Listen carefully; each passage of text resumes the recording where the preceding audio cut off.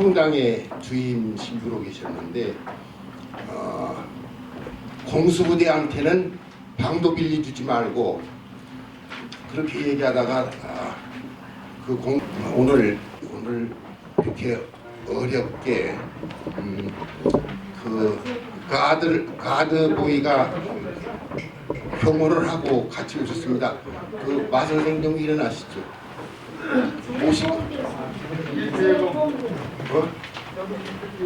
가만 있어. 유만영 선생님이요. 유만영 모시고 오느라고 상당히 저는 변장을 좀 하는 것이 지혜로운가 했는데 떳떳하게 그냥 KTX를 타고 싶습니다. 감사합니다. 오늘 귀한 말씀 해주시리라 믿고 오늘 또 끝나고 송년마당 좀 단조하게 좀 하시기를 하면 좋겠어요. 감사합니다.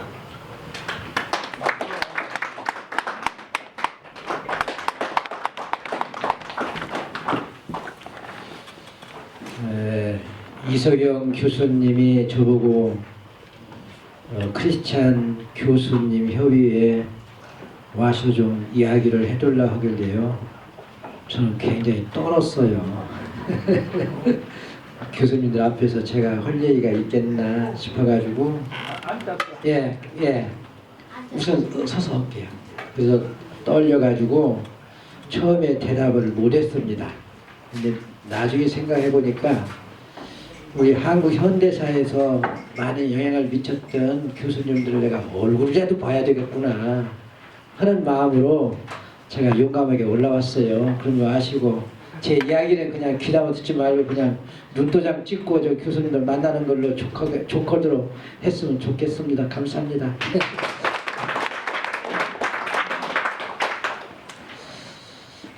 저는 이번에 그 정의교회 사제단에서 강론을 좀 해달라 하길래요. 처음에는 이틀 전에 강론 요청을 받았어요. 그래서 처음에는 거절했죠. 그랬더니만 그 대표 신부님이 그 어렵고 생각하지 말고 그 과거에 유신 때도 신부님 계셨으니까 그런 얘기만 해줘도 좋습니다. 그러길래 그런 얘기는 내가 할 수 있지. 그래서 이제 대답을 해놓고 가만히 보니까요. 이번에 수성동 성당에 모든 언론이 이렇게 집중되어 있더라고요. 그래서 하루 동안 생각했습니다. 무슨 얘기를 해야 좋을 건가. 그래서 이제 생각을 하다 보니까 예수님의 그 표징 이야기 있어요. 표징 이야기. 그 너희들은 뭐 남쪽에서 바람이 불면 비가 온다 하고 서쪽에 불면 어쩌게 하는데 왜 이 시대를 풀이할 줄 모르느냐 하는 그 표징 생각이 나가지고 그러면 이 시대의 표징은 도대체 뭘 건가 생각해 보니까 이 빨갱이더라고요. 빨갱이. 종북문이 빨갱이. 이거를 얘기를 꼭 해야지. 근데 강론을 이렇게 준비하다 보니까요. 좀 떨렸어요. 이게 틀림없이 이게 문제가 붙는데 그래도 할 건가 말 건가 하다가도 좀 했습니다. 하고 그 과정, 빨갱이 되는 과정을 뭐 한 20분에 30분에 다 얘기는 할 수 없고 해서 과정 얘기하다가 보니까 천안함하고 NLL 이야기를 좀 하다 보니까요. NLL 얘기 가지고 막 이제 이렇게 해서 좀 막 처음에는 힘들었지만 인터넷 뉴스들이 그냥 보도해 주니까요. 금방 반전이 되더라고요. 그래서 그런 것인데 그래서 이번에 그 빨갱이하고 저 국정원 그 문제하고 연결해서 부정선거 얘기를 제가 했었습니다. 그런데 이번에 이제 변호인 그 영화를 보니까요. 어제 그제 봤는가요? 아이고 보니까요. 내가 너무나 무시무시한 이야기를 해댔구나. 참 겁도 없이 그 생각이 들더라고요. 네. 변호인 영화 보셨지요? 네. 아, 참. 무시무시. 말하자면 이 자본주의가 말하자면 민족에게 봉사하지 않은 사람들이 옛날 일제시대 때는 그 친일 그 일본 놈들이 그 우리 독립운동 하는 사람들을 이렇게 우려고 접촉 못하게 하고서 반공교육했고, 해방 후에는 이승만이 친일파들로 같이 자기들 위치를 하기 위해서 반공했지. 그 다음에 박정희는 그 저기 반공을 국시로 했었지. 그러면서 엄청난 그런 말하자면 그 조작 사건들이 있어서 사람들을 이렇게 했다고 생각하다 보니까 아이고 이 빨갱이 얘기는 이거 아무나 하는 얘기가 아니구나 그런 생각이 들었어요. 그래서 만약 이 종목하고 이런 이야기를 국회의원이 만약 했다면은 아마 그 사람은 그 순간에 아마 정치 생명이 없어질 것이고, 아마 보통 사람들이 했으면은 아마 이 군복 입은 사람들이 와가지고 작살냈을 거예요. 그 동네 못 살을 거예요. 다행히 천주교 신부라 그냥 견딜 수 있었고 여기까지 입성해서 올 수가 있었습니다. 감사합니다. 정말로. 네. 오늘 제가 이제 어차피 크리스찬 교수님들이시라고 해서요. 제가 그 생각하고 있는 이야기를 좀 해놓고 우리 천주교나 개신교가 정말 예수님을 믿는 이 교회들이 제대로 되어야 세상이 밝아지고 한다 하는 생각으로 저는 옛날부터 뭐 잘 아시겠지만 그 이스라엘족이 이집트에서 해방된 과정 가끔 강의도 하고 생각도 많이 하고 그렇습니다. 그래서 해방된 과정에서 40년 동안 그러니까 해방되고 나서 바로 약속된 가나안 땅을 3개월이면 갈 수 있는 그 거리인데 40년을 만나만 먹고 갔다. 이런 얘기를 저는 참 생각을 많이 해요. 왜냐하면 이집트에서는 그래도 이스라엘 민족이 그래도 통반장도 한 사람이 있을 거고 면장이나 뭐 이렇게 한 사람도 있고 돈도 많은 사람도 있을 테지만 해방의 길에서 40년 동안 갈 때는 이들이 완전히 거지가 됐다. 저는 거기에 중점을 둬요. 거지됐다. 완전히 거지돼서 거기에는 높은 사람도 낮은 사람도 없고 만나 한 그릇만 먹고 40년 동안 갔을 때에 이들은 완전히 거지가 됐다. 거지가 됐기 때문에 시나이 산에서 그 약자 보호법을 하느님과 계약을 맺을 수 있었다고 저는 생각하고 있거든요. 거지가 됐기 때문에 똑같은 형제처럼 부자가 아니고 모두가 다 가난해졌기 때문에 약자 보호법을 말하자면 시나이 산에서 계약을 맺을 수가 있다. 그래서 약자 보호법에서는 그 신형법 50년 만에 있는 신형법, 안식법, 그 다음에 그 추수를 하거들랑 그 이삭을 줍지 마라. 과일을 따거들랑 다시 돌아서서 과일을 따지 마라 하는 그런 법들, 이것이 모세오경에 참 많거든요. 여기저기에 어디든지 봐도 이 모세오경에 보면 약자 보호법이 얼마든지 있는데 우리 크리스찬들이 이 약자 보호법을 보질 않아요. 그냥 술술술 넘어가 버려요. 이게요. 참 이상해요. 정말로. 약자 보호법을 이게 틀림없이 있는데 이거를 안 보고 그냥 성서 읽는 신부님이나 목사님이나 또 많은 신도들이 성서 읽을 때 약자 보호법을 보질 않아요. 안 보고 어떻게 가는가? 저는 그것이 이해가 안 갑니다. 그래서 저는 이 약자 보호법을 어디에다 비교를 하느냐면요. 저는 우리나라도 해방 분단이지만 1945년 해방이 해방 또 분단 이런 사건이 있었는데 그때 북한에서는 1946년에 토지 개혁을 했단 말이죠. 무상으로. 우리나라는 1949년하고 50년에 이제 토지 개혁, 유상 토지 개혁을 하게 됐는데 그거를 예를 제가 하나 듭니다. 그 이스라엘은 모두가 다 가난해져 가지고 약자 보호법을 우리가 지키겠습니다. 그 계약을 맺을 수가 있었는데 우리나라 같은 경우는 힘 있는 사람들이 자기 힘을 가지고 법을 이렇게 해서 약자 보호법을 받아들이지 않은 거예요. 하나 그 예가 바로 뭐냐면요. 그 고창의 김성수, 김연수, 지금 고려대학의 그 동아일보 그 개통 아닙니까? 그 사건이 있어요. 그런데 이 토지개혁, 우리나라 토지개혁 보면은 부칙이에요. 뭐가 있냐면 염전, 개간지, 대지 이거는 토지개혁에서 제외되는 법이 있어요. 우리나라 법에는요.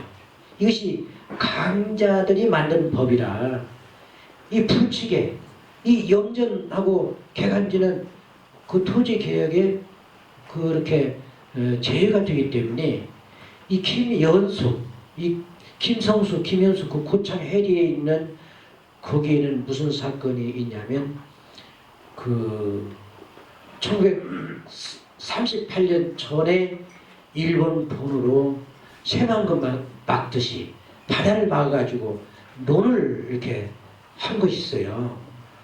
그런데 이 논에다가요 발톱이 품어가지고 염전 만드는 거예요. 그 토지개혁법이 발의되니까 염전 만듭니다. 그래가지고 이 토지개혁에서 제외된 거예요. 근데 이 사람들만 그런 것이 아니라 벌교에 서민호라는 그때도 그 벌교에 있는 자기 땅을 농지를 전부 대지로 바꿔요. 대지로. 그래가지고 이 토지개혁법에서 벗어나거든요. 벗어나요. 그래가지고 어떤 문제가 생기냐면 1978년 그 제가 가톨릭 농내 지도신부 할 때 해리에 있는 그 사람들이요 똥을 가지고 동아일보 가서 똥 뿌리는 그 했어요. 우리 땅 주라고. 그래서 그때 그 땅 받은 일이 있습니다. 그게 몇십 년 후에 그런 거 있거든요. 이것은 바로 뭐냐면 모든 법은 힘 있는 사람들이 만들기 때문에 강제에 필요한 법이 부칙이라는 걸 만들어서 빠져나가거든요. 부자들은 빠져나가거든요. 그래서 모든 법은 강자 보호법이라고 저는 생각해요. 로마법도 그렇지, 미국, 우리나라도 마찬가지예요. 아니, 자기들이 법을 만드니까 부자가 만드니까 강자 보호법이거든요. 그러나 이스라엘의 율법은 약자 보호법이다. 이거는 이들이 40년 동안 광야 생활을 하면서 같이 가난해 해봤기 때문에 그래서 마지막 하나님은 그 이스라엘 민족에게 정말 그 계약을 맺었다. 이것이 성소하고 다른 나라의 모든 제국과 다르다는 거예요. 이것이 이 율법, 약자 보호법이 다른 어떤 나라 그보다도 다른 것이 바로 이것이다. 율법이다. 시나이산 계약법이다. 그래서 이 시나이산 계약법을 지켰느냐? 이들이 이제 시나이산 계약을 맺고 가나안 땅에 이제 입성합니다. 근데 가나안 땅에 입성할 때 모세가 미리 죽잖아요. 자기 땅에 가기 전에 저기 약속된 땅을 쳐다보면서 죽잖아요. 그래서 저는 생각에 모세가 혹시라도 이스라엘 땅에 가면은 또 강자가 돼가지고 또 지배하는 그것이 되지 않을까 하는 그런 생각을 합니다. 그래서 하나님은 이미 모세를 죽게 하고 이들을 가나안 땅에 가서 이제 살게 하는데, 누구 말로면 이 신연법을 한 300년은 지켰다고도 하고 어떤 사람들은 안 지켰다고도 하고 그 여러 가지 설이 있는데, 나중에 이게 이제 무슨 일이 벌어지냐면 그 프로스포리라는 그 법이 생겨요. 말하자면 신년 50년이 되면은 이제 빚도 탕감해주고 땅도 자기 땅에 가야지고 사회 개혁이 이루어지는데 가난한 사람이 그때 빚을 얻으려면 빚을 주겠느냐. 50년 된 때 빚을 못 받거든요. 저 빚을 얻지도 못해요. 그러니까 그 재판관이 프로스보라 해가지고 재판관이 무슨 선언을 하게 되면 희년을 지키지 않아도 된다 하는 그런 규정이 있었다는 거예요. 그래가지고 가나안 땅에 들어가서도 얼마 안 있다가 이제 힘 있는 사람은 힘 있는 짓을 하고 이제 가난한 사람은 가난해지고 고아와 과부는 등쳐하고 그러다가 이제 그 말하자면 예언자들이 나타나고 예언자들이 나타났다가 나중에 예수님이 나타나셔서 이 모세 오경에 있는 바로 이 권을 예수님이 실천하기 위해서 율법을 완성하러 왔다고 하는 그 예수님의 이야기가 굉장히 중요하거든요. 그래서 저는 예수님의 그 십자가가 새로운 계약의 피라고 그러거든요. 새로운 계약의 피. 말하자면 내가 이제 약자 보호하는 새로운 계약의 피를 이제 그 이스라엘 민족은 지키지 않았지만 이제 해서 새로운 계약의 피를 받고 있다. 그래서 우리는 그 예수님이 가난한 사람 편에 서서 일생을 바치고 가난한 사람에 있다 보니까 이스라엘 지도자들에 의해서 십자가에 죽을 수밖에 없지 않느냐. 그런 것을 저는 희망을 가지고 있어요. 그래서 저는 오늘날 많은 크리스찬들이 많은데 정말 오늘날 뭐 종교와 정치가 어떻게 될 거냐 논쟁이 많잖아요. 종교가 이렇게 종교가 지금 정치 간에서도 안 된다. 그런 얘기는 저는 그런 논쟁이 아무 소용이 없다고 생각해요.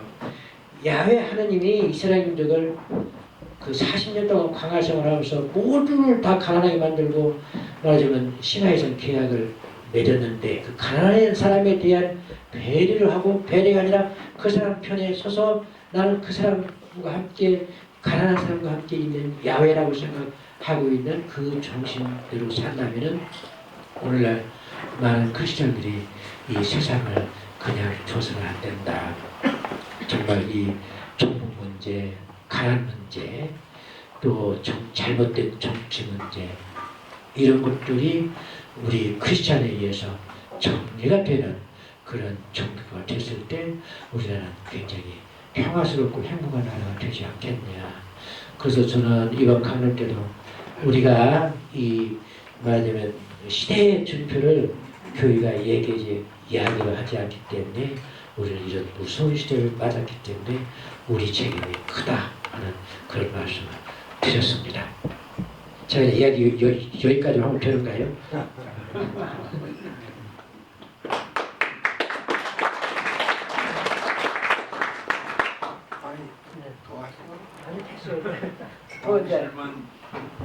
질문 받으시면서 그렇죠. 예. 그러니까 예. 신부님이 로마 시대의 로마의 식민지였던 이스라엘에서 예. 예수님이 있는 자 부자들의 편이 아니라 가난하고 없는 자 편에 서서 뭘 움직이다 보니까 그러면 예. 대중은 많이 따라갔는데 예.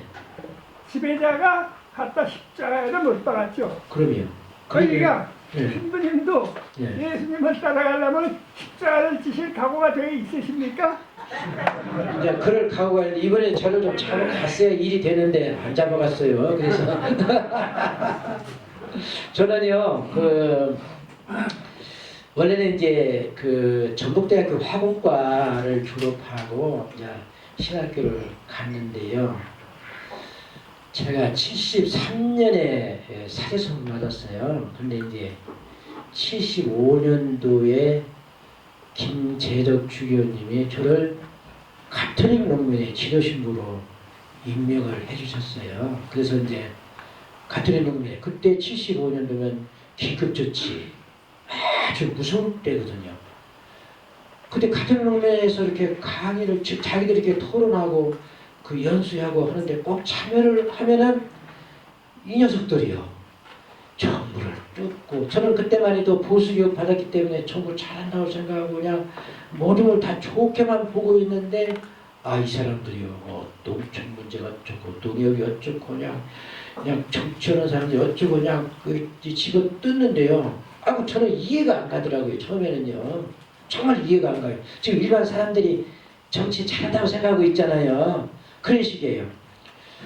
그래서 이제 강의가 끝나고 연수가 끝나면 제가 항상 뒷풀이할 때 한마디 하지요. 지도신 보니까 왜 당신들은 말이요. 지금 정부가 농업정책을 얼마나 잘하는데 왜 그런 얘기 하냐고. 그러면 이 사람들이 지도신 보니까 웃기만 하는 거예요. 반대하자고 웃기만 해요. 웃기만. 그래서 이제 저는 그렇게 이제 지내는데 한 1년, 2년을 같이 살다 보니까요. 같이 대화하다 보니까 너희들이 말이 맞구나 하는 생각이 들기 시작했어요. 너희들이 말이 맞구나.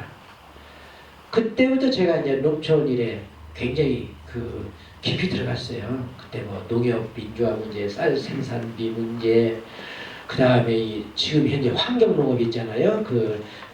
그런 거, 맞아. 토목 만들어서 이렇게 하는 거 굉장히 깊숙이 시골 돌아다니면서 이제 강의도 하고 같이도 만들어 보고 그렇게도 했습니다. 그러다가 이제 말하자면 제가 가톨릭 농민회 하면서 80년 돌아왔는데 광주 북동성당에서 가톨릭 농민회들 모임이 있었어요. 근데 전주교구의 가톨릭 농민회 총무가 저는 직접 안 갔었는데 다녀와서 저한테 막 눈이 커가지고 보고 오는 거예요. 오늘 무서운 겁니다. 뭐냐니까 지금 5.18 그것을 보고 온 거예요. 그러고 있는데 이제 광주에 그것을 보고 우리 전주교구에서 이제 주교님이 가시려다가 막히고 신부님이 가려다가 막히고 그런 꼴이 있었어요. 그러다가 김현장이라고 지금은 새누리당 갔는데 김현장이라고 그 사람이 부산 미 문화원도 이렇게 방화하고 하는 사람이 있어요. 예, 예. 그 사람이 요즘 새누리 갔어요.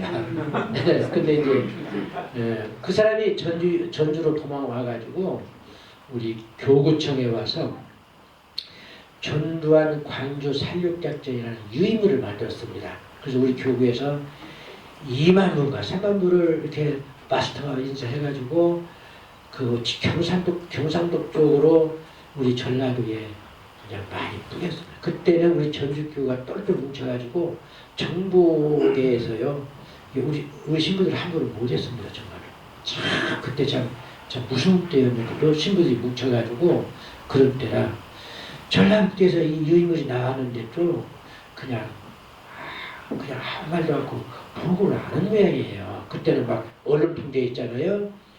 그래서 저는 이제 여산이 어느 지역이냐면 지금 금산이 충청도로 갔잖아요. 금산군이 충청도 갈 때 익산군 황하면이 연무대로 갔어요. 두 곳에.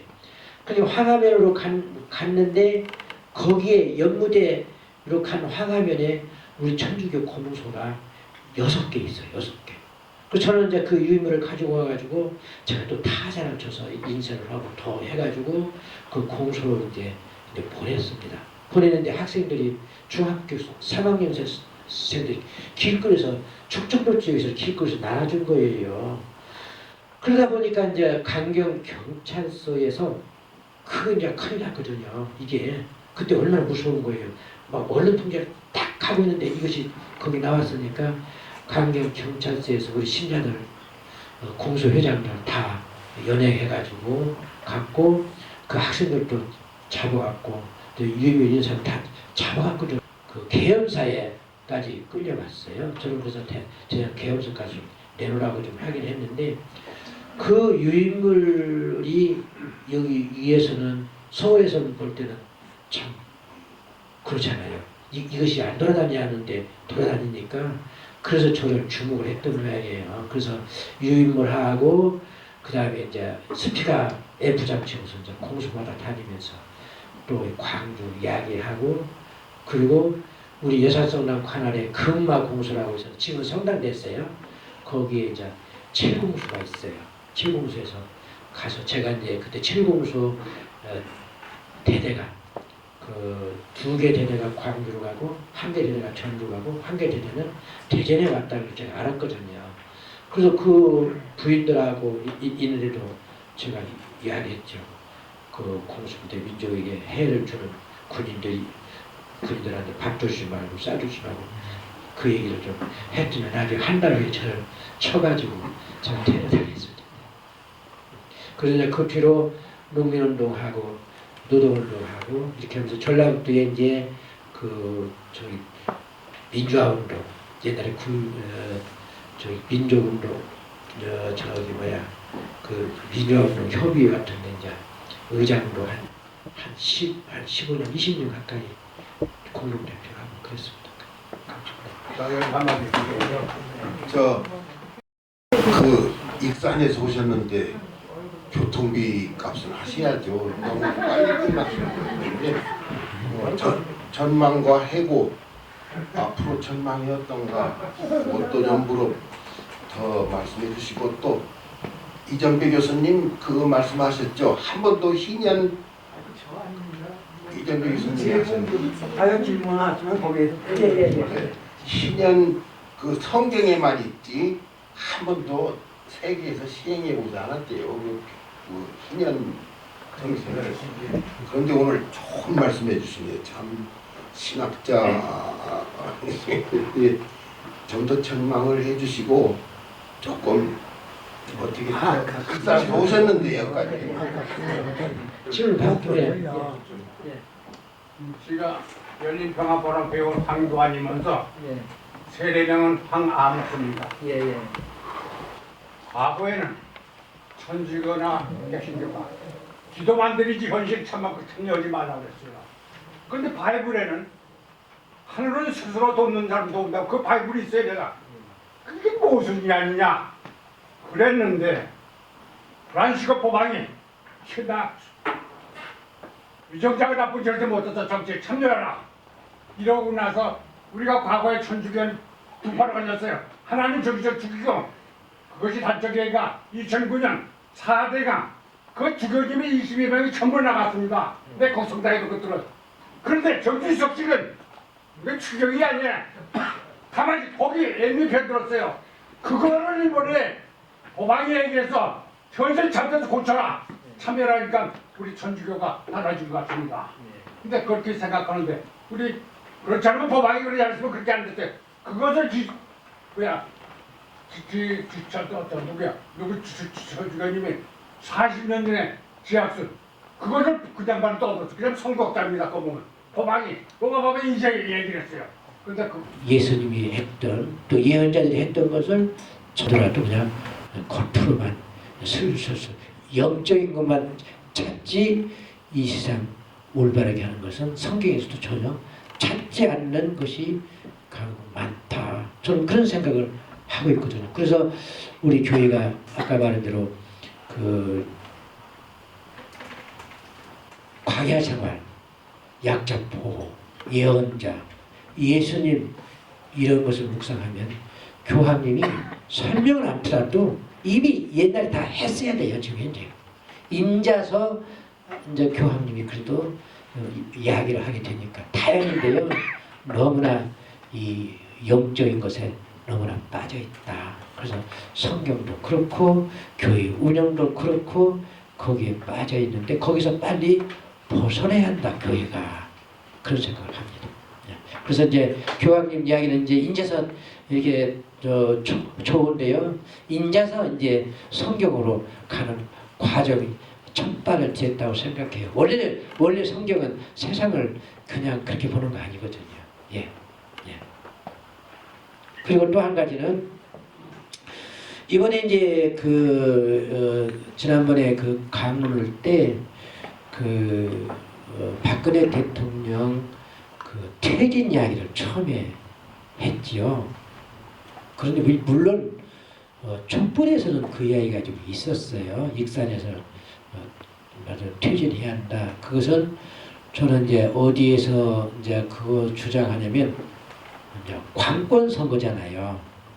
좀 관권 선거인데 저는 진작부터 이거를 연구를 했어요. 우리 그 한 한영수 제 대표님하고 접촉이 있었는데 제가 이제 그래서 이것이 나왔는데도 불구하고 이 촛불 현장에서 불이 붙이지 않더라고요. 그래서 제가 그것이 좀 그래서 제가 이걸 들고 갔어요. 이걸 저기 비사 입장할 때 들고 가고 강론 때 이야기를 제가 했습니다. 여러분 좀 관권 선거를 중요한 때에 이 백서가 있습니다. 한번 읽어보시죠. 그래서 이 백서에 보면은 우리 박근혜 대통령은 대통령이 아니라고 제가 선언을 했어요. 그런데 이제 이거를 못 보게 못 보게 하는 거예요. 그것이 이제 뭐 NNL 뭐 그 여러 가지인데 내가 저기 여러 사람들한테 지금도 물어보는 거예요. 내가 이거 들은 거 봤냐 그랬더니 본 사람 하나도 없어요. 이거 들고 갔는데 이것이 좀 밝혀지면 안 되거든요. 이것이 이거를 본 사람이 없어요. 하도 어망만 갖고 이렇게 시끄럽게 하니까요. 이걸 본 사람이 없어요 지금. 그래서 이것이 굉장히 중요하다. 저는 여기서 제일 중요한 것은요.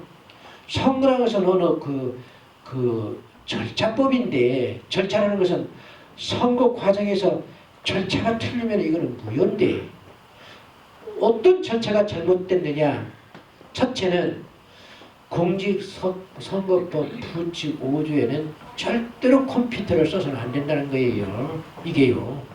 근데 2002년부터 좀 썼거든요. 그 2002년부터 선거는 다 무효인 거예요. 원래는. 이게요. 근데 우리 국민들이 그걸 모르고 있어요. 현재요. 또 두 번째는 또 뭐가 있냐면 공직선거법 178조 2항이에요.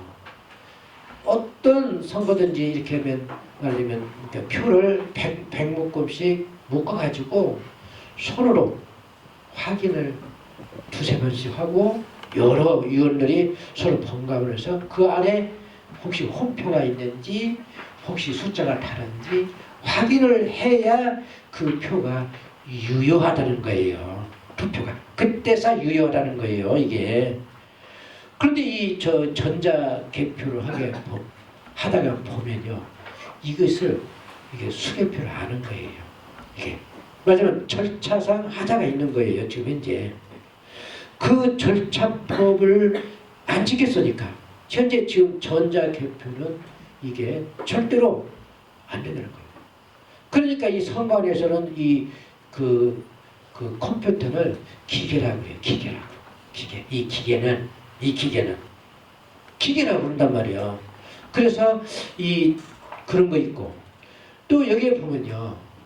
이제 그러면 이제 뭐냐면 이제 그 개표를 하면요.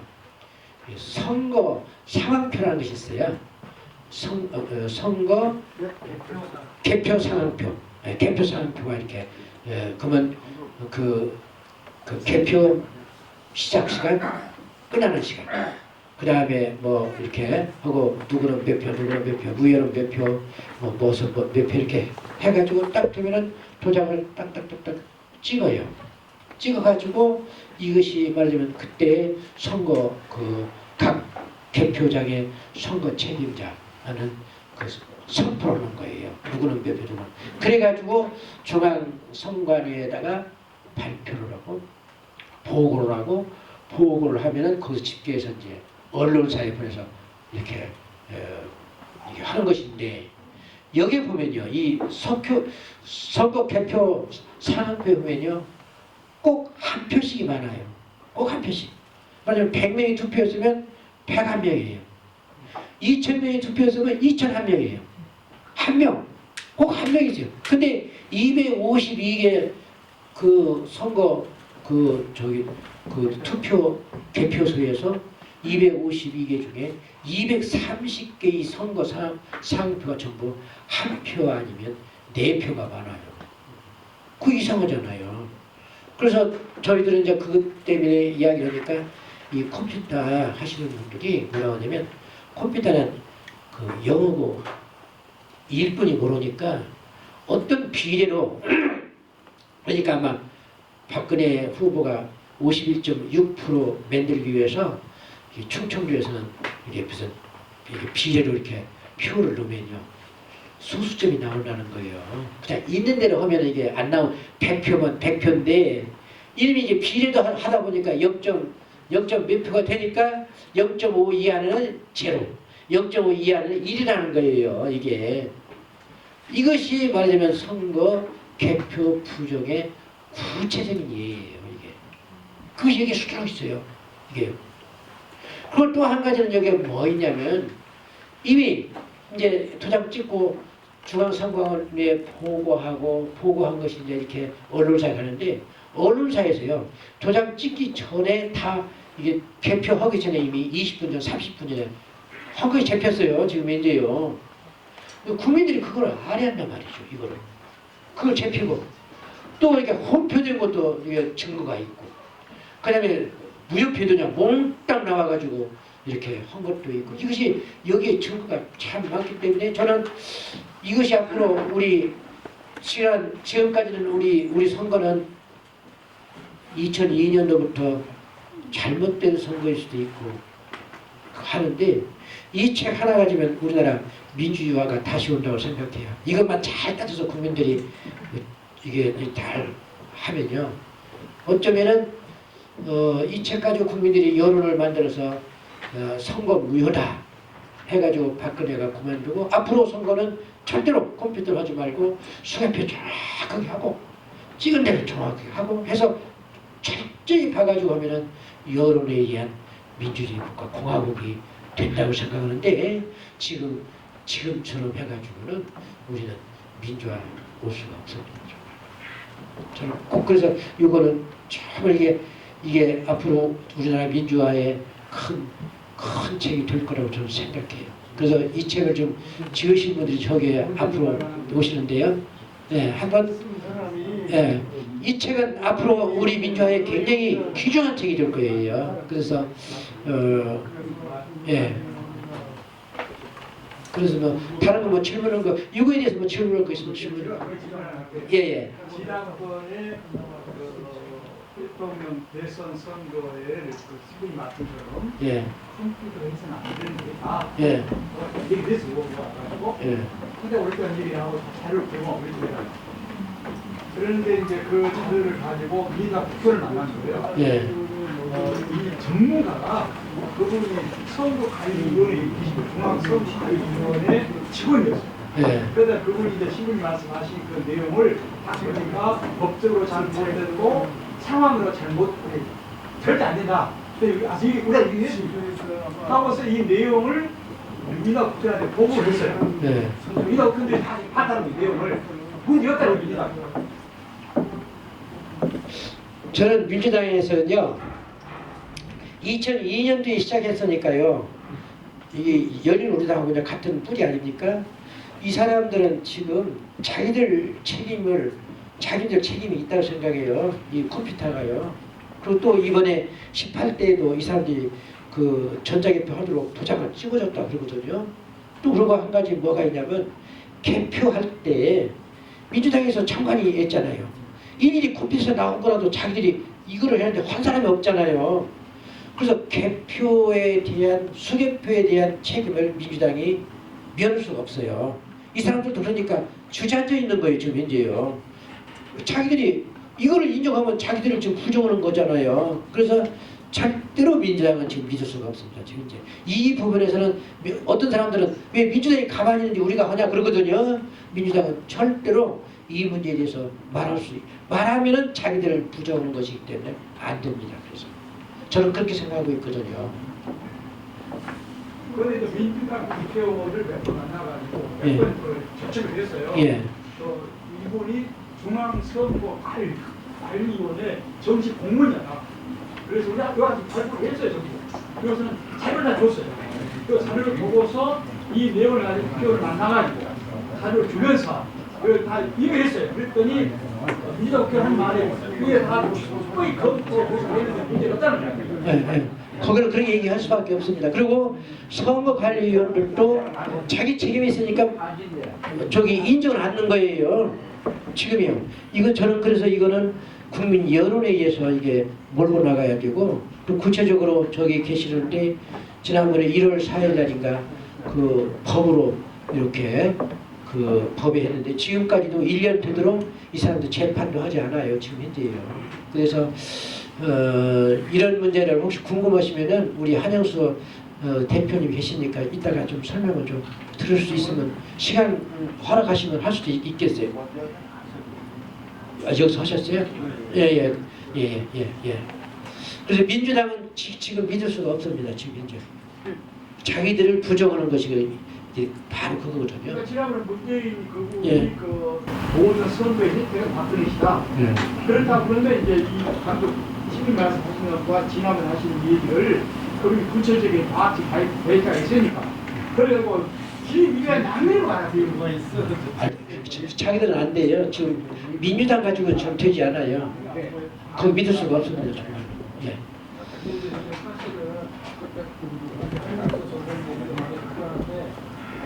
이거 18대뿐만 아니라 17대 부정선거를 얘기하는 사람들도 있거든요. 예. 사실은 저기 2002년도에 민주당이 이제 컴퓨터 전작이 되면 민주당이 가진 거예요. 그러죠. 예. 예. 제가 볼 때는 예상컨대 민주당이 한번 써먹고 이번에는 한나라당이 한번 써먹겠다. 그래서 잔소리 막 이렇게 되고 많대요. 예. 그래서 저는 말씀하신 것처럼 여당이 아니라 양당 세력은 둘 다 기득권 세력이다. 둘 다 믿을 수 없고 결국에 제3의 세력이 나와야 되지 않을까. 그러면 예. 그리고 양쪽을 다 어느 정도는 썩은 부분들이 있기 때문에 양쪽 다 정리를 해야지. 그래야 이제 대한민국 진정한 민주주의를 위해서 예. 제3세력이 그래서 민주당에서도 초선 의원인 장하나 의원만 얘기할 수 있는 거예요. 장하나 의원은 아무것도 모르고 원죄가 없거든요. 장하나 의원 이번에 18대에 2개 들어왔기 때문에 이 사람은 깨끗한 거죠. 그런 측면에서. 그래서 그런 것들을 접했을 때 박 대통령 사퇴하라고 말할 수 있는 것은 그 사람은 원죄가 없거든요. 근데 그 이전 국회의원들은 어느 정도 제가 이미 알고 있는 사실들이 아닐까, 정치인들은. 그래서 그냥 주고받기로 하고 이번까지만 넘어가자 이렇게 된 것 같고, 그래서 문재인은 자꾸 이제 19대 대선 이제 준비하고 그때 막 붙어보자 뭐 이렇게 양당이 그러는 것 같아요. 속내로는. 근데 이제 제가 볼 때는 그 양당 사이에서 주고받기 하는 것 같고 그런 생각이 너무 듭니다. 그리고 또 한 가지는요. 이거를 제가 이렇게 들었잖아요.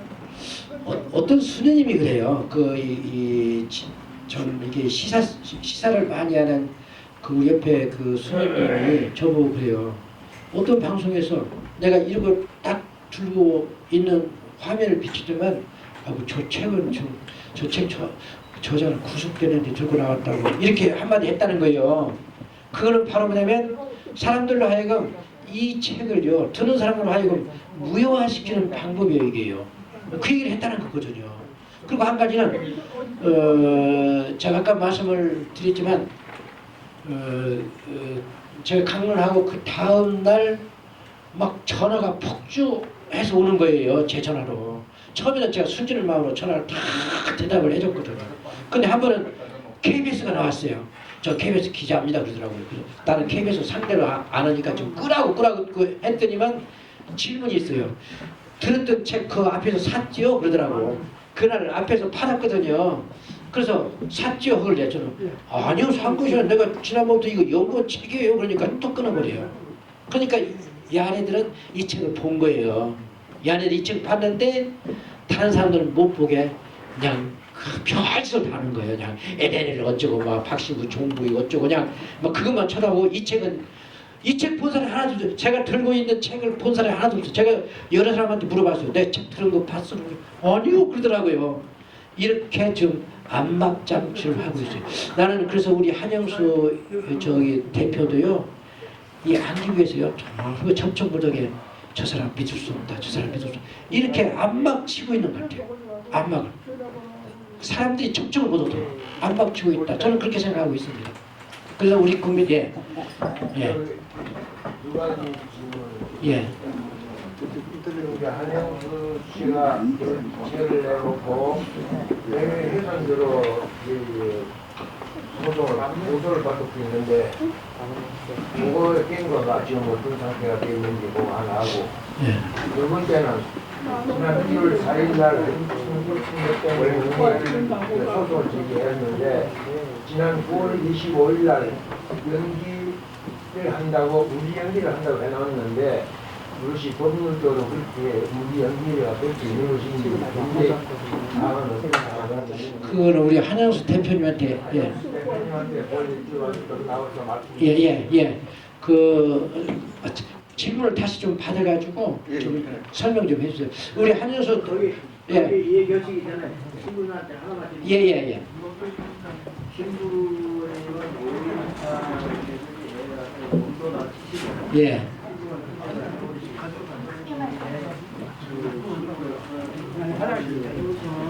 예. 내가 생각할 때는 이 나라는 지금 소위 통치자라는 자는 미국 하나 주지사에 불과한데 예. 여기서 선거가 부정이면 어떠고 여기서 그 도대체 내가 볼 때는 점령군 몰아내지 않고는 이 나라는 하나도 공도 없는데 그래서 미국 놈들이 지금 마음에 맞는 것 갖다 세우기 때문에 관리라는 사람들이 전부 그 손아귀에 있고 CIA 손아귀에 있는데 그놈들이 결국 대표도 오고 그놈들이 결국 선거도 짜고 모든 게 하는데 시부님께서는 미군이 여기 있어야 한다고 생각했습니까? 그게 하나 나는 소비에트 좋고 공부를 못해서 그런지 모르지만 이 나라는 미군이 점령에 철수하지 않으면 아마 100년이고 1000년이고 이 나라는 속에 불과하고 결국 군사에 불과하라고 생각합니다. 해서 중요한 것을 몰아내야 되는데 몰아내는 문제만 하다 보면 사람이 열로 붙이기도 힘듭니다. 아프리카를 가면 10,000명, 20,000명 모이는데 지금 제가요 지난번에 그 오마이뉴스에서 그 경향신문 그 매청에서 그 만민 공동회 거기서 이야기를 좀 해주려고 했어요. 제가 이 반공에 대한 역사를 좀 이야기를 했어요. 그 일본 시대 때의 반공.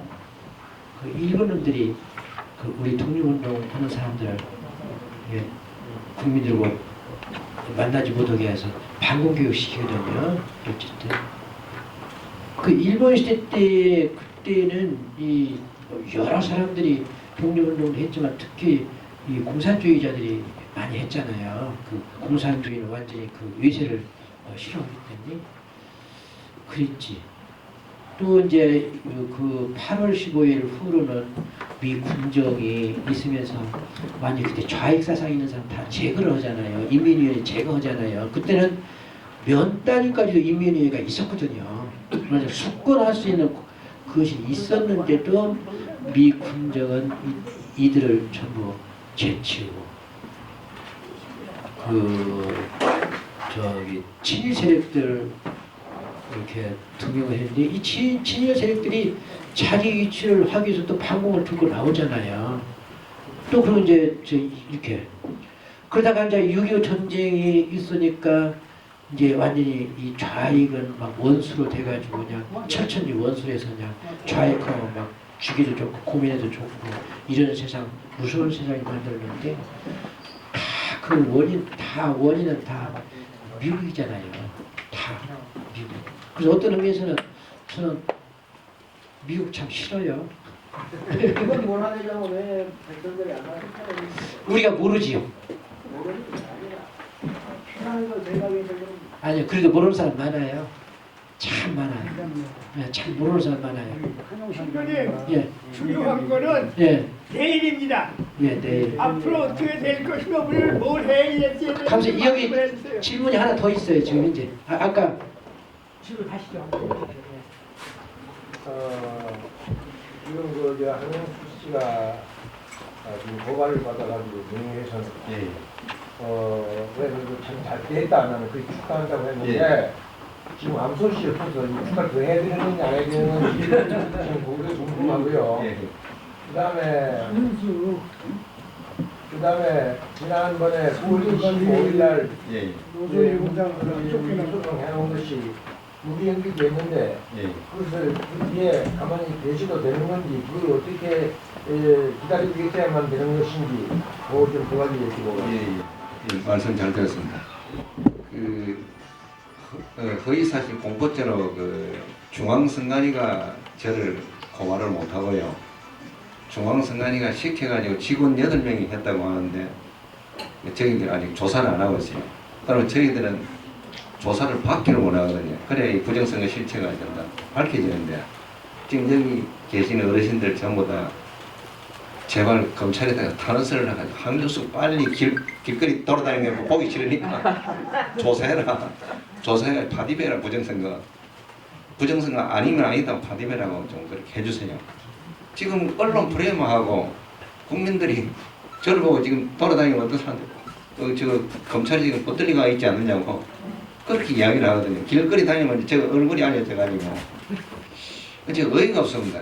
이 사건 자체가 저 자신이 고발을 4번을 했습니다. 검찰청에다가 안양지청에 한 번 하고 그 다음 대전 검찰청에 또 하고 광주 검찰청에 3번을 했습니다. 3번 다 조사를 안 합니다.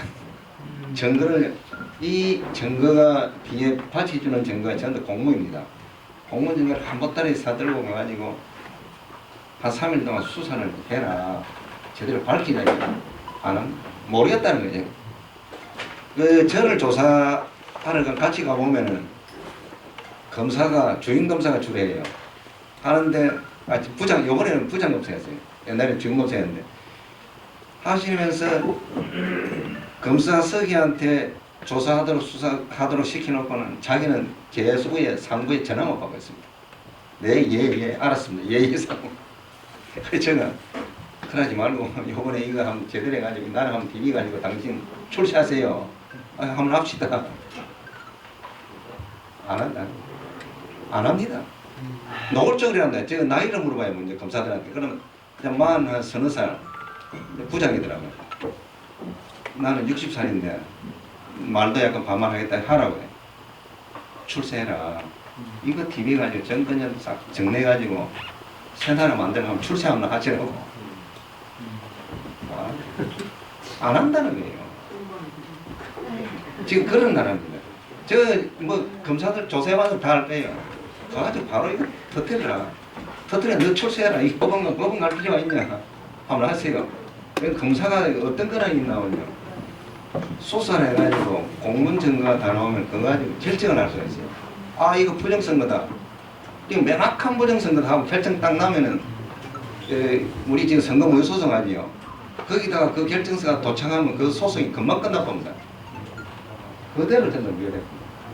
그런 검사들의 권한을 가지고 있어요. 왜냐하면 형사범이기 때문에.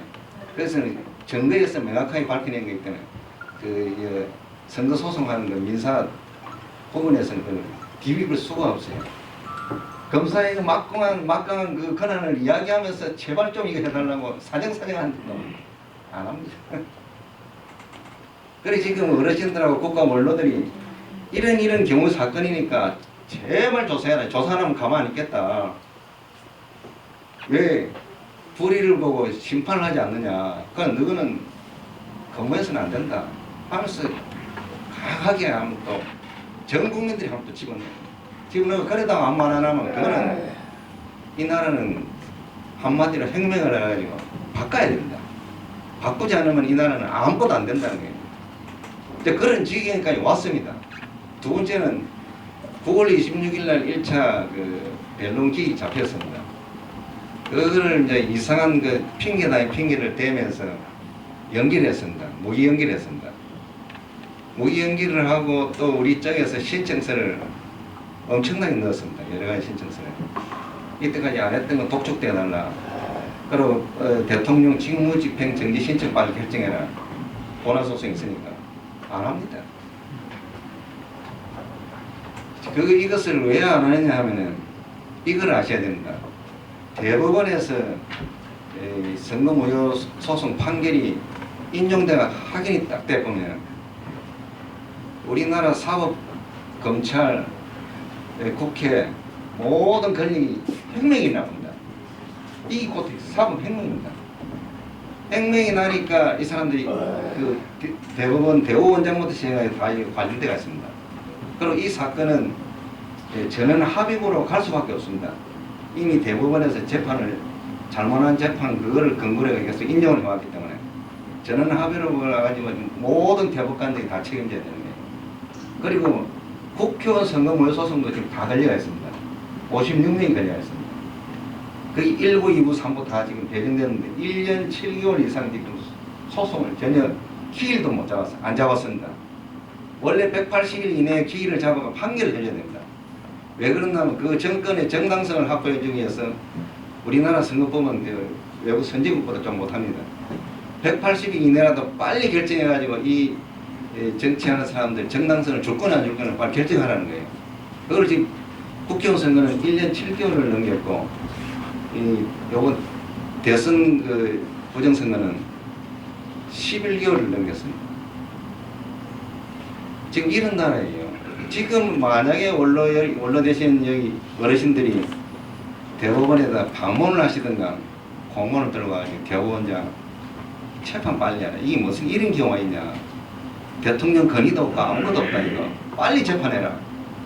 그렇게 하시고 2월 14일부터 생방송 신청을 하면 그 재판하는 것을 전 국민이 다 볼 수 있어요. 생방송. 그것도 신청을 해놨습니다. 계속 우리 김필원 대표님이 빨리 해달라, 결정해달라. 안 해줍니다. 그렇게 생방송 되지요. 그 다음에 증거는 다 나왔죠. 우리 소송인단 회원이 10,000명이지요. 10,000명이 원고로 전부 그대가 들어가 재판을 관람을 하지요. 이렇게 대법원에서 재판을 하고 싶고 마음이 없는 거예요. 재판한가 동시에 이건 진실이 밝혀지면서 나라는 그야말로 제가 그 명칭을 정확하게 붙이자면 법원 혁명이 일어나면서 막 줄립니다. 저 말이 거짓말 같으면 지금 검찰청에 고위직 아시는 분이 있으면 한번 연락을 확인해 보세요. 검찰청에서 어떤 말씀을 하시는가. 소송인단의 증거 자료가 다 맞고 이론도 맞고 다 증거가 맞다. 그런데 이 일을 어떻게 하나. 자기들 전부 옷 벗고 나가야 된다는 거예요. 이 일을 어떻게 하나. 이라고 들어앉아 있는 거예요. 지금 그런 지금 나라가 그렇게 운영되고 있어요. 이거 있을 수 없거든요. 그럼 국민들이나 이제 다 나가세요 하면 다 조용히 나가주면 되는데 일부 또 불상사 일어날 것 같아요 보니까. 또 이상한 세력이 또 폭력을 쓰고 이래가지고 불상사 일어나면서 해결되지 않는 이런 느낌이 들고, 만약에 2014년도에 이 언론인들이나 종교단체가 지혜롭게 잘 이렇게 해주셔야 부작용 없이 그대로 정리가 되는데, 이게 어수선하면은 좀 생각하지도 않는 이 폭력 사건이 생겨가지고 사람이 죽지 않나, 그게 저희들이 이거 하면서 걱정이 많이 됩니다. 지금 이제 그 느낌이 이제 자꾸 와요. 제가 1월 4일날 선거 모의 소송을 제기하고 나니까 그때 간간히 죽인다고 전화가 왔어요. 지금도 서서히 이제 그게 눈을 떠르게 해요. 그러니까 지금 상황이 이제 왜 이랬나, 이제 상황을 이제 말씀드릴게요. 그 시국회의에서 6개월 동안 계속 서울광장에서 대통령 퇴진하라고 얘기했습니다. 하고 했는데 아무 그 청와대나 권력기관에 반응이 없었습니다. 천진규 박신분이 그는 미사할 적에 이 책을 들고 부정선거다 하면서 책을 읽어보라고 이러니까 대부분의 청와대에서 반응이 나오거든요. 대통령이 직접 반응이 나오거든요. 이것은 뭐가 하면 종교 조직이 움직이면은 정권 내놔야 됩니다. 그 정치인들이 그 법칙이 있습니다. 30만 이상 조직된 단체가 움직이면은 모든 우리나라의 법 개정이나 모든 거 다 들어줍니다. 지금 종교단체 그 조직원 수가 지금 1,000만 이상은 될 거거든요. 전부 다 합쳐가지고. 거기서 500만이라도 제대로 조직되어 움직이면은 한 번 움직여 보면은 자기들 내려와야 돼요. 그런데 그 사람들 표로 먹고 사는 사람이기 때문에 어쩔 수 없이 내려와야 됩니다. 근데 사실은 2014년도에 그런 혁명이 일어나야 되거든요. 우리 표가 있으니까 너가 이거 안 된다. 진짜 안 된다. 내려오너라 하고, 원로님들하고 각종 종교단체하고 이 단체들이 연대를 해가지고 한꺼번에 나가시면은 의외로 쉽게 평화롭게 끝날 수가 있다. 그리고 이런 또 전술이 있습니다. 이거 잘 생각하셔야 됩니다. 공직선거법을 보면은 박근혜 대통령이 사표를 내든가 법원에서 결정이 나든가 하면 60일 이내에 재선을 해야 됩니다. 대통령 선거는 보궐선거 없습니다. 19대 대통령 선거가 시작됩니다. 재선을 하게 되면은 지금 저쪽 단체는 새누리당은 거기 조직이 기본 조직이 있으니까 여기에 지금 민주당도 지금 이상하게 허물어야 되고 야권도 허물어야 되는 상태에서 60일만 내려면 여기는 후보자를 찾다가 60일 넘겨버려요. 그러면 선거에 잘못하면 또 칠 수가 있어요. 이제 그래 되면 이거 진짜 참혹한 시대를 우리가 맞이할 수 있어요. 이제 거기 뭐가 무관심에다가 우리들의 그 정치 의식이 낮아가지고 진짜 이제 후회할 수 있는 그런 그게 오지 않나. 그게 이제 또 겁이 나고. 만약에 박근혜 대통령이 만약에 12월 달에 막 100만이 모이고 200만이 모이고 떠들면은 거기 나서도 뭐 설정 내려와 보면은 그런 과정으로 들어갈 수도 있다는 거예요.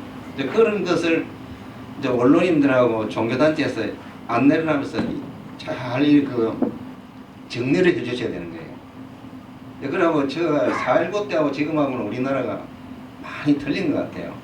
4.19 때보다 지금이 엄청 나라가 광범위하고 튼튼한 것 같아요. 계층이. 그래서 무난하게 이런 모임이 있으면은 알려져가지고 잘 될 것 같아요. 그 이상입니다. 예. 감사합니다. 한마디. 예. 요 당장에는 예. 그때 뭐 군중이 명동성당으로 들어갔어요. 예.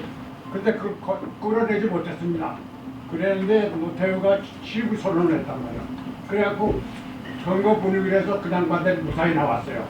근데 조계사는 좀 불안해. 그래서 그 위원장이 지금 거기에 없다니까 명동성당하고 교섭해서 우리 박신부님 교섭해서 거기로 들어가면 어떨까? 그럼 우리가 6월 4일날 우리가 끝낼 수 있어요. 다야 탄핵시킬 수 있어. 우리가 3분의 2만 쓰는데요. 수업은세, 단체세, 그럼 탄핵이 들어갑니다. 그 어르신 말씀에 답변해. 선거행동에서 무력행동이 안 되면 미국은 있어서 어떻게 무력행동이야? 예, 그 어르신 말씀대로 딱 눈에 보이는 인력이 100만이 만약에 12월 31일 날 서울 광장을 중심으로 100만이 모여가지고 한 목소리 한다니까. 그러면은 한 목소리 하면은 어디에서 해결해 주겠습니까? 국회가 먼저 해결합니다. 국회가 밖에 안 움직이면 안 되는 상황이 됩니다. 그러니까 그 많은 인원이 와가지고 안 된다고 이래 하고 가면은 국회가 안 움직이면은 자동으로 나라가 이제 정리가 되는 거예요. 국회가 자동적으로 자기들이 살기 위해서 움직일 겁니다. 정치 원리가 그렇더라고요. 제가 선관위 노조위원장 하면서 국회의원들 그 사람들 많이 만나봤어요. 여야 없이. 선관위 노조위원장 하면 잘 만날 수 있는 그 기회가 많습니다. 그분들 하는 논리가 그런 논리로 대한민국이 운영되고 있는 거 보니까. 예, 이사님. 예.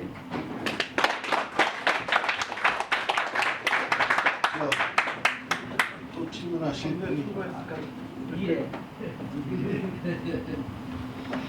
네, 우리 김낙경 교수님 제가 존경을 많이 하고 그랬습니다. 감사합니다.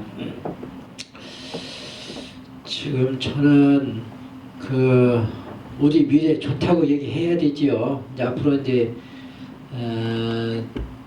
저는 무슨 생각을 항상 하냐면요. 언제든지 보수화된다. 역사는 보수화. 우리가 이제 그래도 김대중 대통령하고 노무현 대통령이 조금 민주화 다는 아니지만 좀 됐다가도 이명박 대통령이 완전히 보수 막 이렇게 되잖아요. 그 보수화 어느 역사든지 보수화된다. 보수화되는데 우리 많은 의식 있는 사람들이 언제든지 활동해서 조금씩 좋아진다. 이것이 역사 방향이다 저는 생각을 하고 있거든요. 그래서 오기 전에 정읍 연지동에서 황토현 관할 성당에 있었어요. 동학 황토현 있잖아요. 근데 거기서 강론을 하면은 사목회장이 학교 선생님한테 저한테 그래요. 시민이 좀 민주화되는데 무슨 또 그런 소리를 했어요. 오늘 또 특히 실례요. 이제 그런 이제 저를 이제 생각해주는 그 사무회장님이 그런 얘기를 항상 해요. 그래서 아니야, 역사는 그렇지 않아. 역사는 더 삐뚤어질 수 있어. 그러니까 우리가 항상 그 준비하고 있어야 돼. 깨 있어야 돼. 이제 그런 생각이, 그런 이야기 한 것이 지금 생각이 납니다. 그래서 우리 교수님처럼 이렇게 그 많은 교수님들 안 그런데 그래도 오늘 제가 오늘 뵙고 싶었던 우리 교수님들, 이런 분들, 또 민주화 운동 하시는 분들, 또 이렇게 세상을 보는 눈이 좋은 분들이 있으니까 역사는 항상 달라질 거다. 저는 그런 희망을 가지고 있습니다. 네, 감사합니다. 질문하실 분? 한 가지 더 질문이 지난번 종교 5개 종교 단위 모여서 이제 일어나라 밝혀라 그게 다 왔는데 그 부족조치 이게 비교적인 사항은 어떠시고 그리고 정의구현 사제단이 그 중심이 되는 걸로 알고 있는데 앞으로는 지금 가만히 계시는 거 아닌데 앞으로는 정리하실 것인지 그 소식 개발이 네, 지금 정의구현 사제단은요. 우선 정의구현 사제단에 대한 이야기 좀 하고 이야기 좀 하지요. 우리 천주교회는 이 정의구현에 대한 단체가 둘이 있어요. 정평위, 정의평화위원회, 정평이라 그래요. 그리고 정의구현 사제단 둘이 있는데 정평위는 우리 교회의 공식 기구예요. 교황청 산하부터 시작해가지고 공식 기구예요. 공식 기구니까 정평에서 이야기하는 것은 이거는 우리 교회의 공식적인 것이고 이번에 더구나 교황님이 저기 흙을 묻혀라 하고 하니까 정평에서는 아주 그냥 정확하게 이렇게 하고 이번에 우리 전주교구 주교님도 이번 성탄 메시지 왔는데 그분이 그 불란서에 공부하기 때문에 영적으로 많이 이야기하셨는데 이번에 성탄 메시지 강해요. 하여튼 세상에 막 이렇게 하고 교황님이 그러니까 주교님들이 확 달라져가지고 좋은 말씀을 해주셨더라고요. 그래서 정평이는 그렇고 정의구현 사제단은 조금 달라요. 저는 어떤 분들이 물어보면 정의구현 사제단은 대학생으로 말하면 동아리 형태다. 저는 그런 제일 좋은 표현이에요. 동아리 형태. 동아리는 이렇게 서로 끼리끼리 좋은 사람들이 만나서 이렇게 뭔가 하잖아요. 그러니까 정의구현 사제단은 각 교구에 이렇게 각 교구에서도 누가 정의구현 사제단이다 하지 않아요. 이렇게 해가지고 모여가지고 또 전국 단위로 이렇게 하고 하는데 이번에 제가 정의구현 사제단한테 참 더 고마운 것은요. 강론해두려고 해서 저는 제 생각에는 빨갱이 문제, 종북 문제를 얘기를 해야 되겠다. 이렇게 하고 이걸 써먹었다. 이거는 정의구현 사제단의 공식 이야기가 아니었었거든요. 저 혼자 생각했죠. 그럼 강론을 딱 하고 나서 정의구현 사제단에서 기자들이 그럴 때 그건 우리 공식적인 것이 아니에요. 민주당처럼 만약 그랬으면요. 저는 완전히 죽었어요. 완전히 죽었어요. 근데 정의구현 사제단에서 봤잖아요.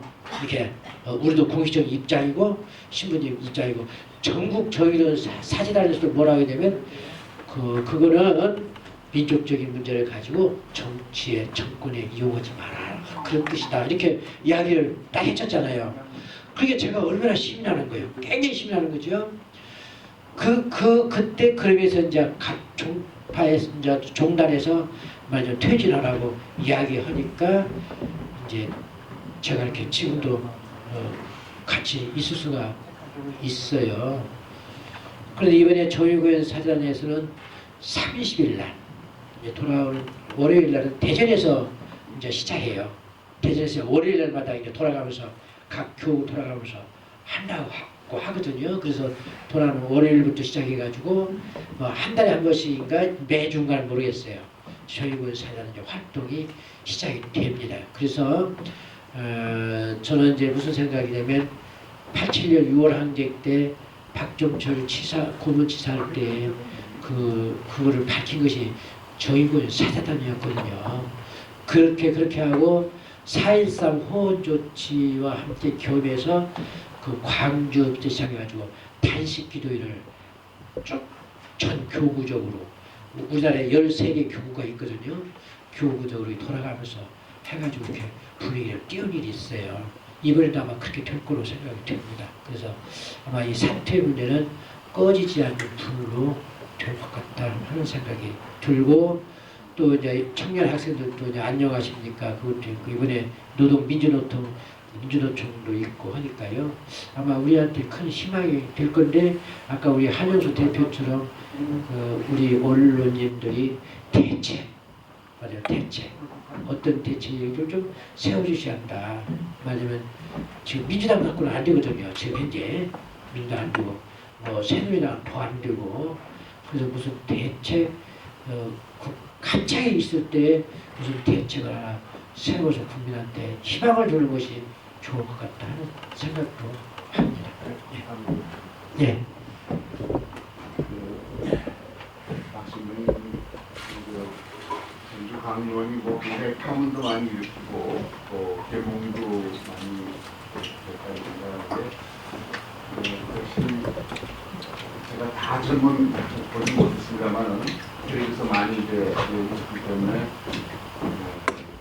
가장 좀 심적인 가수와 이제 전 백미라고 생각하는데, 또 이제 연평도 포격 사건에 대한 발언이 아니었나 그렇게 생각합니다. 논란이 굉장히 많이 있는데, 저희들이 이제 얼마만큼 증거를 가지고 그 얘기 되느냐 하는 것에 관심이 있거든요. 써야지요. 쏘지 않을 수 없었습니다. 그 발언이 결국 연평도 북쪽에 포격을 갖다가 결국은 지지하고 이제 성원해 준 걸로 되어 있기 때문에 그것이 이제 굉장히 많은 감을 일으키고 있다고 생각하는데, 사실 진실이 밝혀져야만 이제 여기에 대한 발언의 정당성이랄까 혹은 또 문제랄까 이런 것이 이제 밝혀질 텐데, 박신부님께서는 어느 정도의 정보를 가지고서 말씀을 하셨는지 좀 궁금해요. 그러니까 사실 이쪽에서 한미학생군사훈련이 포격 연습을 하면서 NLL 방으로 포격이 날아간다. 또 일부에서는 북쪽에까지 폭탄이 떨어졌기 때문에 쏠 수밖에 없었다 하는 얘기들이 있고, 또 이쪽에서 전혀 부정하겠지만은 사실 이제 우리가 얼마만큼 심하게 했길래 저쪽에서 그렇게 했느냐 하는 이제 그것이 좀 관건이 되어 있는 것 같아요. 그렇지 않다면은 막연하게 저쪽에서 포격해서 이쪽이 피해를 본 것을 부인할 수는 없으니까. 그래서 여기다 정보는 좀 다르다고 생각하면 박신님께서 그 사건에 대한 그런 언급을 하실 때 어느 정도 확신과 어느 정도 증거를 가지고 말씀하셨는지 저희들이 이걸 좀 알면은 조금 디펜드하는데도 우리가 좀 도움이 되지 않을까 생각합니다. 저는 그 연평도 포격의 그 문제점을 이야기한 것이 아니거든요. 원래는요. 막 포격이 우리 쪽에서 쳐서 쐈으니까 잘못했으니까 그것이 아니고요. 제 강론 요지는 바로 뭐냐면요. 이제 다른 얘기를 못하지만 제가 가지고 있는 것은 바로면 한 사회는 좌와 우가 있는 거다. 저는 그래서 좌우 있는 것을요. 성경에서도 제가 찾아요. 성경 마태복음 25장입니다. 그 최후심판 있잖아요. 그 최후심판이에요. 예수님이 최후심판 때 어떻게 하냐. 오른쪽에 있는 사람들에게는 너희들은 내가 배고플 때 먹을 것 주었고, 내가 목마를 때 물도 주었고, 내가 감옥에 갇혔을 때 말하자면 저기 찾아줬고, 그러니까 너희들은 내가 준비한 나라를 가거라. 이거 있거든요. 왼쪽 예수님 이그 심판관이 왼쪽에 있는 사람들한테는 너희들은 내가 배고플 때 밥도 주지 않고 목마를 때 물도 주지 않고 감옥에 있을 때 찾아주지 않았으니까 말하자면 너희들은 내 곁에서 떠나줘. 이제 그런 거거든요. 그러면서 처음에 이야기할 때 이 사람들이 뭐라고 이 오른쪽에 있는 사람들이 당신이 언제 나한테 왔길 나는 당신에게 그렇게 좋은 일을 한 일이 없어. 그러니까 예수님이 그 사람들 배고픈 사람 목마른 사람에게 해준 것이 바로 나에게 해준 거다. 이쪽 사람들도 물어보니까 나는 내가 저 배고픈 사람 너희들 찾지 않았으니까 이것이 이제 저 마태복음 25장이잖아요. 저는 그런 생각이에요. 이쪽에 예수님 오른쪽에 있는 사람이 여러분 앉은 자리에서 좌입니까 우입니까? 좌잖아요. 네. 좌는 노동자들을 살게 해주는 가난한 사람을 돌봐주는 것이 좌거든요. 좌. 이쪽에는 우거든요. 지들끼리만 먹고 살고 지들끼리만 차지하려고 하는 사람들이 이게 우거든요. 나는 그런 예를 들어가지고 예수님도 좌와 우가 있다고 뭐 불란서 무슨 뭐 국회에서 뭐 좌우가 이게 아니라 성경에도 있는 이야기예요 이게요. 네. 좌와 우가 있습니다 정말로. 어느 시대에 말이지 어떤 제도 속에서 이득을 보는 이런 사람들이 있는가 하면 우리나라처럼 산업화하는 사회에서 이런 사람이 있다. 이제 그 얘기를 이제 하는데 제일 문제는 좌와 우가 있는데 왜 이쪽을 원수로 만드냐. 이쪽을 원수로 만드는 것은 이 좌와 우가 있다고 하면 좋은데 원수를 만드는 과정을 얘기하는 거예요. 옛날 6.25 전쟁 때는 우리가 어릴 때 만약 북한을 이렇게 적으로 규정했기 때문에 좌익사설이 있으면 죽여하고 노무현 대통령이 개성공단도 이렇게 해놓고 한 걸 보면 화해해서 이렇게 방향을 가는데 왜 틀었다? 어느 때 틀었냐? 천안함 때부터 틀었다. 천안함 때 틀고 연평도 포격까지 가니까 오라 좋다 하고서 이제 종목물이 북한을 적으로 규정해놓고 이제 6.15 공룡은 다 없어지고 그러고 저는 그 과정을 얘기한 거예요. 뭐 연평도가 뭐 누가 올리 다 저는 그런 거 상관없어요. 연평도가 누가 올리 우리가 잘했니 그런 이치를 따지는 것이 아니라 종북몰이 하기 위해서 북한과 화해하고 난 다음에 말하자면 종북몰이 하기 위해서 북한을 적으로 규정하는데 그 적으로 규정하는 과정이 연평도고 NLL이다. 왜 거기서 훈련을 하냐? 네. 왜 훈련하냐? 그래서 제가 간단히 예를 든 거예요. 독도가 일본은 우리고 지금 문제가 붙는 서로 자기 땅이라고 하는 게 독도에 말하자면 일본 군인이 와서 훈련하면 우리 대통령 어떻게 해야 하냐? 우리 국민 여론 와서는 대통령 어떻게 해야 돼요? 그거? 그냥 놔두면 안 되잖아요. 저는 그런 단순한 얘기예요. 그래서 말하자면 그만 NLL에서 이렇게 훈련하는 것은 이건 남북관계에서 좋지 않지 않냐. 나는 그런 것이지 옳고 그런 걸 저 말하는 거 아니에요. 지금 예 NLL에서 훈련하는 거 뭐 연평도가 옳다 그렇다 저는 그런 것이 아니라 종북 모여는 과정에서 북한을 적으로 만드는 규정을 제가 얘기하는 거예요. 좀 이해하셨나 모르겠네. 예. 좀 이해 되셨나 모르겠네요. 정보는 제가 그렇게 많지는 않고 NLL이 무엇인가 옛날부터 연평도 포격하고 할 때 제가 NLL에서 연구 많이 했어요. 지금 우리 현 국민이 이제 예. 포격을 규탄하지 않습니까? 예. 그쪽에서 남북 관계가 이렇게 대치가 되고 긴장하는 건 사실이지만은 총을 쏘고 포격을 해서 그 양민들을 뭐 살해하고 집을 팔고 이런 일은 사실 없었는데 이번 그 연평도 포격이라는 것이 상당한 충격을 주는 사실이라서 거기에 대해서 또 상당한 마음이 그런데 그러나 이제 왜 그랬을까? 이제 정말 이쪽에서 심하게 NLL을 넘어서서 포격을 하고 총격하고 저쪽이 뭐 손상을 입었다면은 그럴 수 있겠다. 그런 생각을 하고 있는데 아무도 그런 얘기를 하는 사람이 없죠. 그런데 박신부님께서 아주 발상을 정말 새롭게 하는 그런 발언을 하셨거든요. 그러니까 그 연평도 공연이라는 게 그냥 쏜 게 아니라 이쪽에서 먼저 총을 쐈으니까 쏜 거 아니냐. 아니요, 저는 그렇게 생각하는 게 아니라 연평도, 말하자면 연평도는 NLL을 이렇게 좀 하고 저기 NLL 그 이쪽 남쪽에는 북한에서도 자기 영해라고 생각하고 있는 분쟁 지역이에요. 분쟁 지역. 거기서 군사훈련 한 것이 잘못됐다. 그럼요. 분쟁 지역에서 왜 훈련하냐고. 그래서 쏠 수 있다. 그러죠. 그럴 수도 있지 않겠냐. 그래서 왜 북을 적으로 규정하느냐 그런 얘기예요. 말하자면 NLL이요. 그 원래 그 저기 지난번에 김대중 대통령 때도 NLL을 내놓으라고 북한에서 요청도 했어요. NLL 포기하고 우리 이렇게 좀 하죠. 그러니까 단호히 거절하셨거든요. 김대중 대통령이. 그 역사를 제가 잘 알고 있어요. 알고 있기 때문에 제가 이제 뭐 우리가 먼저 건드렸냐 안 건드렸냐 문제가 아니라 맞아 과정 말하자면 그 저기 우리 종북몰이 하기 위해서 북을 적으로 해야 그 말하자면 그 종북몰이를 해야 되는 그 과정을 제가 설명한 것 뿐이죠. 그거는 NLL에서 제가 많이 알아요. 알기는 많이 알아요. 네. 저쪽에서 연평도 포격을 정당화하는 그거 아니죠.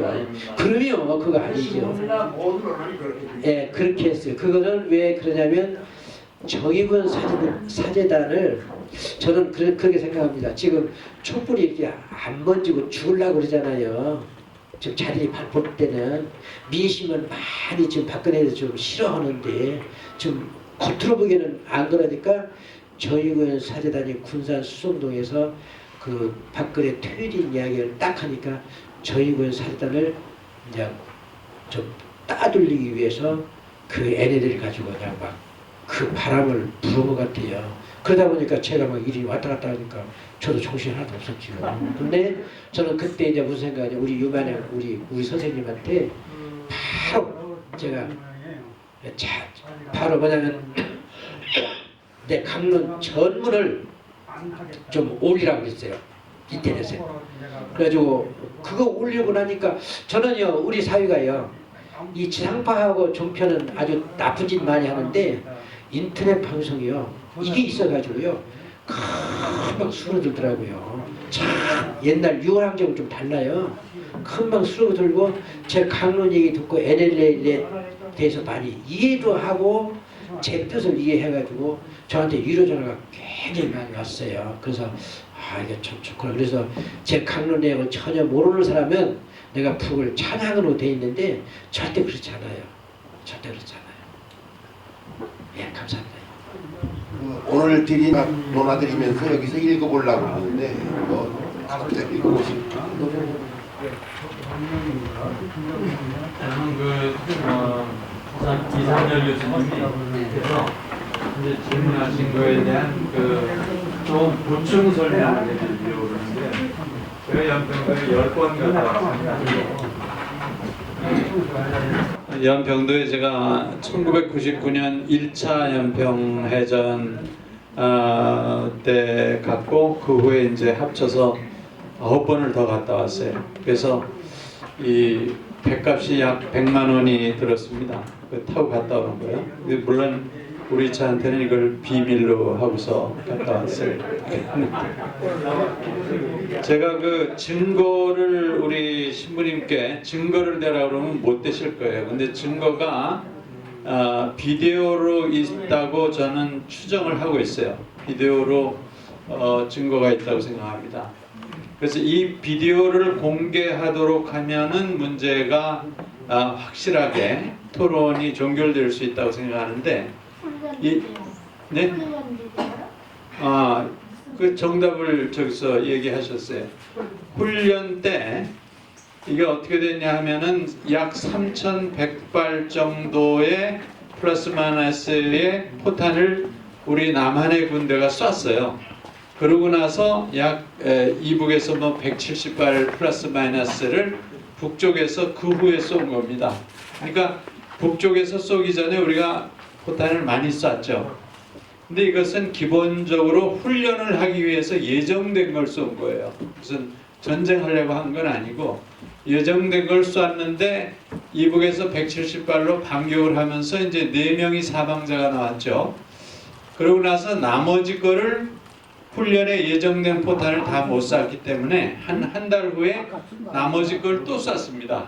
그러니까 한 달 후니까 그때는 포격전이 벌어진 건 아니고, 근데 나머지 거를 쏠 때는 북쪽이 잘 쐈다 이렇게 평을 했습니다.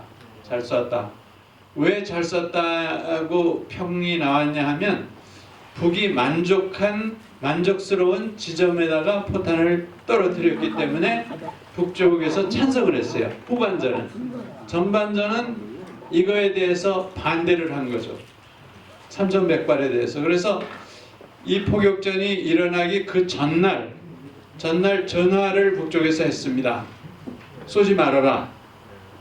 그리고 그 다음날 아침 8시에 또 쏘지 말아라. 그리고 전화를 했어요.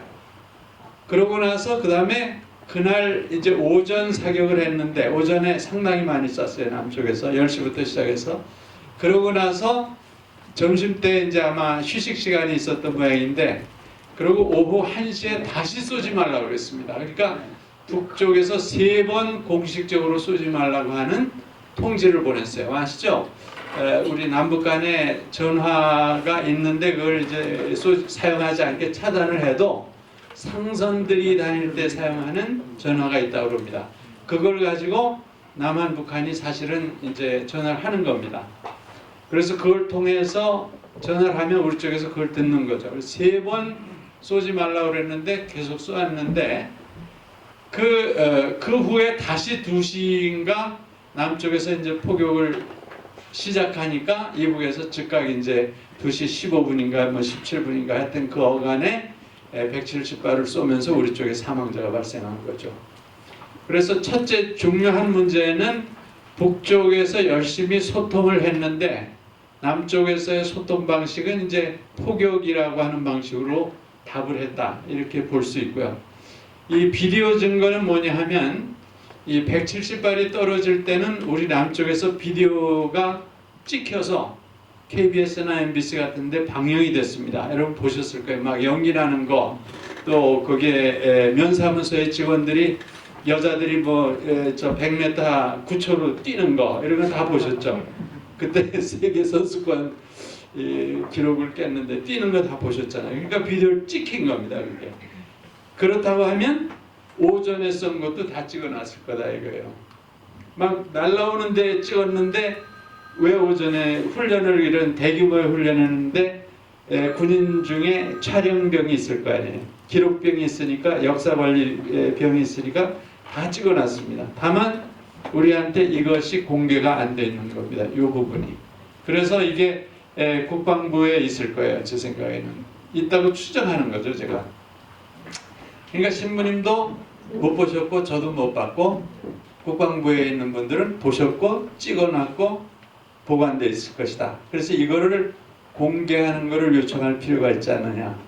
이제 이런 생각입니다. 그러면 확실하게 답이 나올 거고요. 그 다음에 이제 마지막으로 제가 꼬랑지로 말씀드리면 NLL 자체는 이제 합법적인 것이다.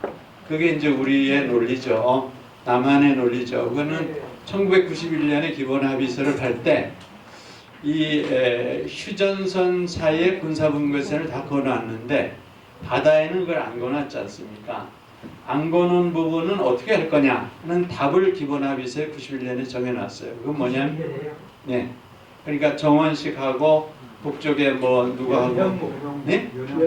연형이 있으니까 우리 쪽에 우리 정부는 이게 합법이다. NLL은 그렇게 주장하는 거죠. 뭐 그 후에 이제 또 바뀐 건 여러분이 제가 설명 안 해도 다 아시고 이상입니다. 김일성 대통령 때 저쪽에서 그 자를 통해 주장했다는 일본의 소리도 있어요. 북쪽의 주장은 물론 이제 NLL이 이렇게 아시죠? 백령도로 해서 이렇게 내려와서 이렇게 돼 있는데요. 여기 연평도가 있고요. 소연평도, 그다음에 여기 감섬이라는 섬이 있고요. 석도라는 게 있고 이쪽에 이북의 황해도입니다. 그래서 여기서 이제 포격전이 벌어졌는데 백령도가 있고 그 밑에 조그만 섬이 또 있고 그런데 이것이 문제가 이제 어떻게 걸려 있냐 하면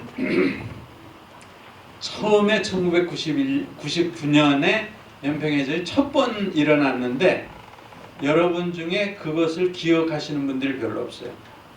왜 기억을 못하냐 하면 그때는 우리가 이겼기 때문에, 우리가 이북을 많이 죽였기 때문에 이북을 죽인 거는 기억하기 싫은 거예요. 그래서 이제 왜냐하면 우리가 먼저 죽인 거예요. 그때 이북에서 남한 국방부에서 발표하기는 1차에서는 이북이 한 30여 명이 전사했을 것이다. 그런데 제가 그때 20일 후에 북한의 리 정로라고 이제 조선 그리스도 교도연맹의 그 목사님을 북경에 가서 회의가 있어서 만났어요. 그랬는데 그분이 뭐냐면 그분 말로는 100명이 죽었다. 뭐 자세한 상황까지 설명을 하면서 그러니까 이제 두 가지 설이 있는 거죠. 100명이 죽었는지 30명이 죽었는지. 근데 쭉 계산하면 그 다음에 보복전이 있었어요. 이북에서 보복을 해버렸습니다. 그게 소위 여러분들이 기억하는 연평해전이에요. 여러분 그건 다 압니다. 왜냐하면 우리나라에서 막 수십만 번 그걸 방영을 했기 때문에 그것이 이제 윤영하 소령이 그냥 첫 발에 전사하고 6명이 합쳐서 6명이 죽어서 그게 전부 얼굴이랑 다 조각이 되어 있습니다. 그게 2차 연평해전입니다. 그래서 이제 그때는 6명이 죽었고요. 그러면 더하기 빼기 하면 이북이 24명에서 94명이 더 죽은 거죠. 계산을 하면. 그러고 나서 그 다음에 이제 윤영하 소령이 죽었으니까 우리가 또 가만히 있을 수 없으니까 이제 이렇게 엎치락뒤치락 하면서 연평해전 우리가 아는 포격전까지 온 겁니다. 그러니까 그렇게 해서 싸운 것이 5번인데 제가 대충 계산하면 그냥 제가 산수를 좀 잘 못하니까 대충 계산을 하면 어느 쪽이 많이 죽었느냐 그러면 제가 볼 때는 이북이 훨씬 더 많이 죽었어요. 그랬는데 이제 이런 이북이 더 많이 죽었다라고 하는 언론의 분석이나 이런 것은 거의 나온 것이 없죠. 뭐 그런 이건 80만 명에 하나, 국회의원 하나고 우리는 10만 하나씩이거든요. 그러면 이제 미국의 크기는 우리나라가 40보다 큰 나라인데 미국의 지나 보니까 발표한 걸 들어보면은 미국의 GNP가 뭐 세계 제일 많은 430몇 조 되는 곳이고 우리는 2조 뭐 3조 안 되는 달러로 하면 안 된다고 해서 제 생각에 그 국회의원은 이제 100회 무리간 것 같은데 100회는 무리간 정말 100회 무리간 거예요. 국회를 운영하는데 금년에 8천을 있어. 사람이나 3조 2천이 드는 거예요. 100회 무리간 단체를. 그래서 미국과 이렇게 상대를 하려면 국회의원 수를 70년 내지 80년 되면 미국과 비슷해야 된다. 그런데 이 엄청난 국민의 세금을 100회 무리간 바치면서 그 돈을 우리 중고등 학생들의 뭐 장학금을 주는 대학생들 어려든지 얘고 노인들의 뭐 완전 무리할 수 있는 돈을 국회의원에다 다 쓰고 있으니 우리나라에 아무도 이에 대해서 발표를 안 해, 말도 안 해. 그래서 나는 이제 우리 그 NGO가 좀 많이 좋겠다는 안 하고 이게 내가 이 얘기를 했으면 문제가 없었는데 100회 무리간 국회의원 때문에 우리나라 국민의 세금이 너무 많이 들어간다. 그리고 미국에서 우리 70명을 줄여야 된다. 그러니까 밥 먹고 살아야 된다는 거야. 이게 밥 먹을 정도가 아니다. 이건 남들은 어마어마한 혜택을 받고 그 사람들이 국회의원들이 200가지 혜택이 있어요. 별도로 목욕탕을 하고 있죠. 별도로 이발소 있죠. 별도 호텔 있죠. 그리고 비행기 다 공짜 타지. 그렇기 때문에 나는 우리 개신교는 워낙 법화가 많아가지고 예수가 그저 싸워가지고 자녀 이렇게 행동을 못하고 있는데 마치 정의 구현단 하나님 천국천사를 내보내셨는데 이 정의 구현단이 이 백회무가 국회의원을 파탄시켜가지고 약 70명, 50명으로 줄이는 이런 일을 좀 했으면 어떨까? 그러면요 저희 왜 사제단의 그 총책임자는 그 나신 분이 서울교구 그러니까 한번 여기 모셔가지고 한번 토론 한번 하시면 참 좋겠네요. 예. 이제 시간이 좀 된 것 같아서 아까 개표 부정이 있죠. 국정원 저 경찰, 사이버, 군인 다 했죠.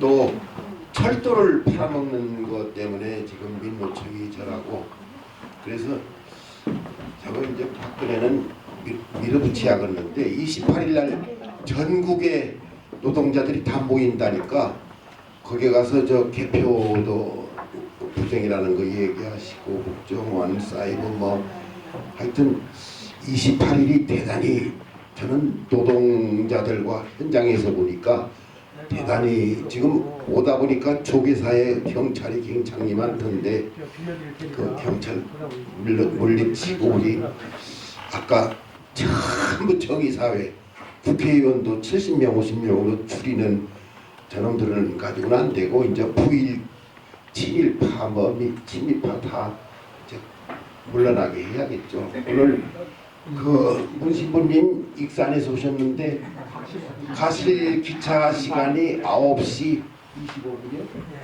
그러면 그때까지 또 저 식사하는 순대집 집에 가서 순대국 먹으면서 더 하실 얘기 있으면 하시죠. 그럼 어떨까요?